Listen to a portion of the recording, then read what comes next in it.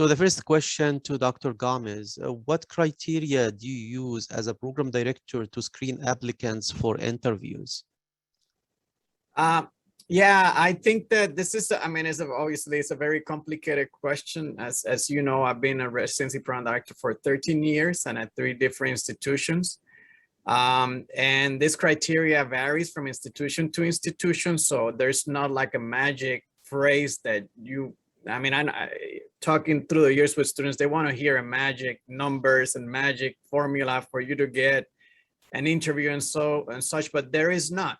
But in general terms, at least historically, some programs would use the step 1 as one of their filters, just because, like, for example, here at Texas, we received close to 900 applications and for 12 spots. So it's last year I read like almost 500 of them, and it's just a very, very, very time-consuming task, and it's almost impossible to read the 800s of them. So you start creating filters, but I think that this is going to disappear with time as we are heading into a more holistic way of reviewing applications.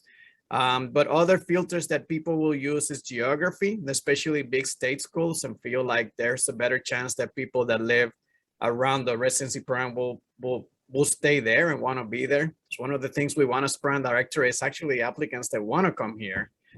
We want to match people who are excited to be in our program and not those people that may be very good students but really don't want to come here. We're like their safety. So we're trying to to get people that really, really want to come here. Other things that you would hear is research and some institutions that are big on that. And we're going to talk a little bit more about that. So if you ask me right now, if we go and more holistically, especially in the future that the step 1 is going to go to pass and fail, what we do is that we create a chart and I give numbers to several things that I see in the application to try to convert some subjective data into objective data.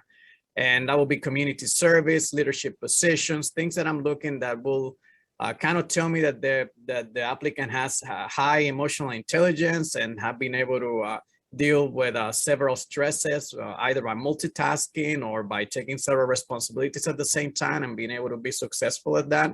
Because emotional intelligence in residency program is really, really important, especially because there's going to be hardship, and we want to make sure that the applicant is going to be able to overcome that hardship. Because no matter what you do, even if you do whatever, from surgery to pathology to dermatology, all residents have hardship. But so in terms of like, how do I do to screen applicants? It depends. I do in Texas, we use geography as the initial way to look at applicants. It's not all that we use, but we are a state school and we look at the people from our school and Texas schools.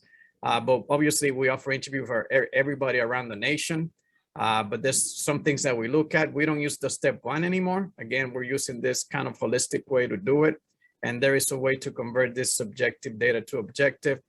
But other than that, it's just visibility. Like I've said many times, sometimes when you have 1,000 applications, if the program director clicks on your name, for whatever reason, because it recognized your name, because it saw you in a meeting, because it read your name in a paper, because of whatever reason, if I click your name, I mean, it's a win, right? Because once I open that application, I read it, and this is divided, this interview process divided into 2 steps. One is getting the interview and the other one is interviewing. But getting to that point of getting the interview, sometimes a little bit of visibility helps. But I am sorry to say that there is no magic potion here or magic formula, but this is what we do.